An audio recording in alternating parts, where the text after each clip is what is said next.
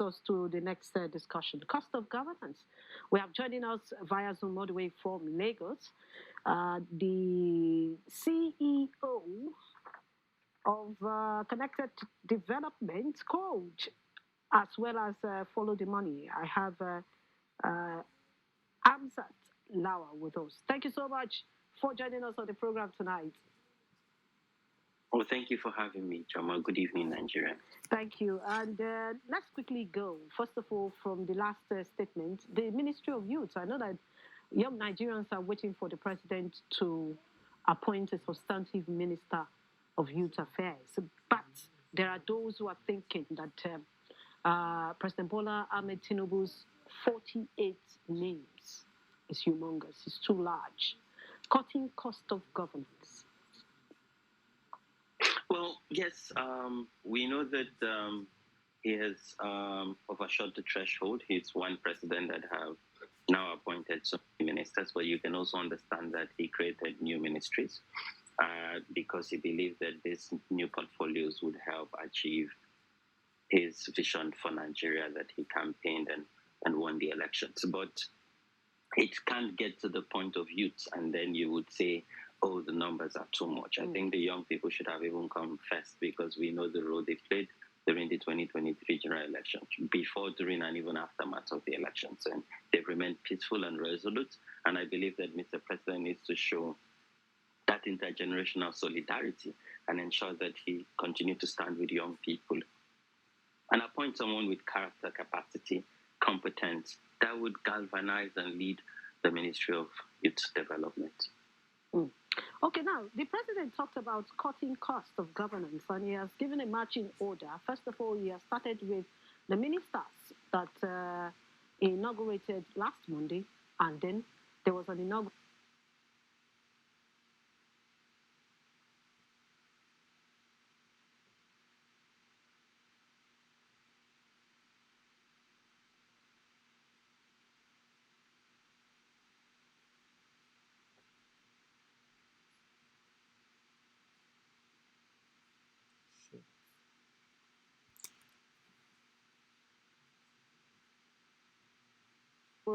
Effect this Monday. And the first thing is you cannot go to hunger if you are not, your name is not originally shortlisted to be there, if you have no business there. And it went as far as even blocking them from the embassy. That's a way towards cutting costs because they're going to spend so much money. A minister travels with so many aides. What is, in your own understanding, should be a methodology for cutting cost of governance in Nigeria, especially under the Tinubu administration? Well, first, I think that it is commendable that the president has given this marching order. And before the marching order, if you listen to his speech after the inauguration, it was very clear when he constituted his Federal Executive Council that he was going to ensure that they deliver on his promises to the Nigerian people, and he would not relent to fire any one of them if they're not delivering on their various mandates and their job description.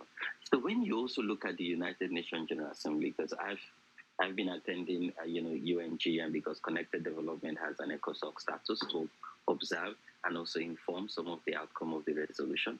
This is quite exciting because I've experienced a lot of Nigerian jamboree to New York, where you see a lot of aides, you see a lot of government officials, and you cannot even tell what exactly they're doing in New York. They're not bringing value to the conversation. They're not bringing or even attracting value to Nigeria when they return. And sometimes when I even engage with them, okay, what exactly are you doing here? You're not organizing side events.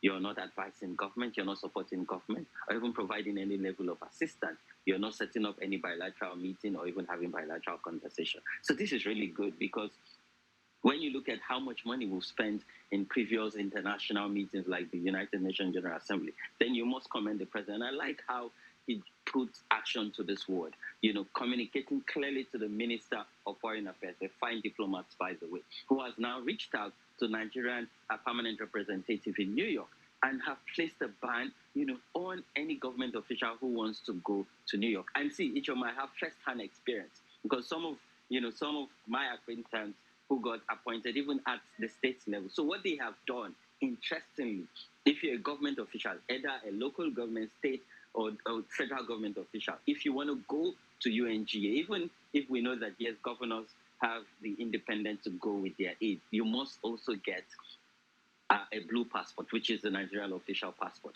So without a blue passport, you can't even get the Foreign Affairs to give you a note verbal to approach the U.S. Embassy. And this is really good because what this will do is would help regulate, who get access to this meeting. And most importantly, also ensure that we protect the integrity and sovereignty of our country.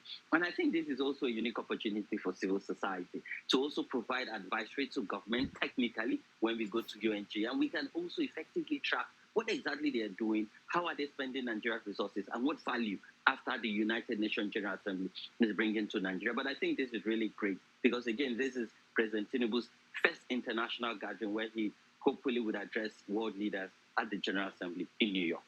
Okay, when you talk about following them up and tracking these ministers and what they're doing with the resources provided for their ministry, yes, what is Connected Development doing and follow the money? Because I know that's your forte. And now that Nigerians want a less governance space, especially when it has to do with the infrastructure that these ministries go about with, the costs. Now in this season, what will be the advice from your own organization and how you intend to follow these ministers? Can I call them bumper to bumper? Yeah, so Ijoma, so we have a platform called Partnership for Amplified Voices. It's an initiative of connected development in collaboration with budget with support from the World Bank. So 3 weeks ago, we were in Kano. We conveyed the 18 civil society from the 18 states from the northern part of the country because first, we know that we're dealing with inflation. We're also dealing with the hardship from the removal of fuel subsidies. So we wanted to collect voices from civil society and citizens to say what can we engage government? How can we engage government and advise government and ensure that we advocate on the usage of the monies that will be saved from the removal of fuel subsidy? Later this week, we're going to convey the civil society from the southern part in Enugu State. We're going to have a 3 days dialogue collecting feedback from civil society who have been engaging in various constituents, harmonize all of this feedback and approach President Tinubu to say, one, we're saving billions or trillions of naira from removal of fuel subsidy. We want to advise in one voice how this money should go to education, how this money should ensure that as it goes to education, it is gender sensitive and improve girl-child education, particularly in where we have low retention. Also, healthcare, because we know that the health is the wealth of every nation, and we also understand what we experienced during the pandemic and coming out of the pandemic and how we experienced multiple crises during that period. So we're collecting these voices, but most importantly, also we know that the president has approved 5 billion. Yes, some states say they've gotten 50%. We know that 2 billion or 3 billion of that resource is grant. But we're now engaging governors and saying, so we're writing freedom of information letter, we're writing courtesy letter. We're saying that how are you procuring palliative? How are you distributing this palliative? We don't want the reoccurrence of citizens getting pushed to the wall that they would go and raid, warehouses where these palliatives have been stored. How are you engaging civil society, traditional institution, and religious institution to effectively distribute this palliative? I know there is that also big debate around our national social register, where we have data of people from low-income households. And I know governors are particularly criticizing social register. Yes, we are identified and recognize that there's a gap in this register, but we should not throw away the baby with the bathwater. Yes, we can strengthen this register. We can ensure we have a national register, while states are also allowed, and even local government working with states are allowed to have their own register within their own domain, so that when they have social safety intervention, they can deploy their own register. But intervention coming from the national government, I think it's important for it to be very coordinated, where we would ensure that we get value for money. It's not like back in the days. With government now, it has to be business unusual because one, they're dwindling income, and I know that we're talking about how to effectively tax and having like a joint coordinated tax regime for this government, so that we can ensure that they're able to deliver on the promises they've made during campaign. So there's a lot that should happen, and hopefully in 100 days, of his office, of being in office, he can clearly articulate and tell us this. But Ichoma, most importantly, Mr. President must also articulate this idea in paper and submit to the National Assembly. We shouldn't have presidential orders. Let's have legislative bill that is open for debate, for public hearing, that goes through the National Assembly, get to third majority at the state level, and then assented to by the president. So it's sustainable, so it becomes part of the fabric of society, and it becomes law, so that successive government would continue. I also think we need a vision. You see, yes, we have the 2030 development agenda, which is a sustainable development goal. We have the African 2073 development agenda. But what is the Nigerian vision and the Nigerian agenda? We need to even first take stock and do a needs assessment. All the vision 2020 that we've had in the past, what did we achieve with it? But how can we also plan effectively and budget for whatever vision that we're going to implement? So that when we talk to our development partners, and when Mr. President goes to New York, he has a vision, an agenda that is cumbersome, that has the voice and aspiration of the Nigerian people. I know that some of our partners and friends have what we call the Nigerian We Want document, that have collected voices from young people across the 704 local governments in this country. So this is something they can leverage and build upon. We have a Nigerian We Want document. How can we now, expand on it, build on it, and adopt it as our vision as a country, so that whatever partner is coming, whatever funding we're looking for, whatever initiative we're leading, it is being directed by a vision. And there's a target, there's a timeline, and then we can continue to review as we implement. All right. Now, let me ask you the common question that Nigerians are having at the back of their mind. When you see a government official going for a function, you see a long queue of vehicles escorting them, so many security officials, and then the aides are so much in their numbers. And the Nigerians begin to ask, these vehicles, some of them use fuel. And people are crawling on the streets, saying that we cannot even power up our cars because we don't have those resources. And these are Nigerian money. Shouldn't the government, first of all, cut costs by telling these ministers and government officials and heads of agencies that, look, you can go as a common Nigerian and then do your job? Isn't that possible?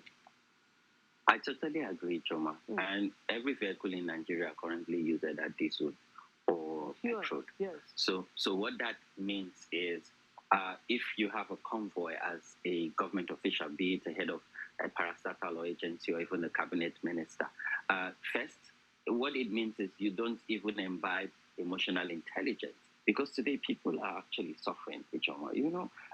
People that were even a medium income or middle income families are now getting poor because of the hardship that we're currently facing, which is the aftermath of the removal of fuel subsidy, dealing with inflation and high cost of living. So I think it is very intelligent emotionally for now, and also ensuring that the president and his team understand and feeling the pulse of this current brunt that we're facing as a people. They should reduce the numbers of aids and the numbers of cars that they move around with. And Ijoma, speaking about cars, they should also, because you say you can't see you're fighting insecurity, and then you're in bulletproof SUV, while the people you're meant to protect are not in bulletproof SUV. We know the cost of this vehicle, this armored vehicle. So again, I think it goes a long way if the president can come out boldly and lead by example. Yes, he's made a pronouncement on the United Nations conference, and this will set precedent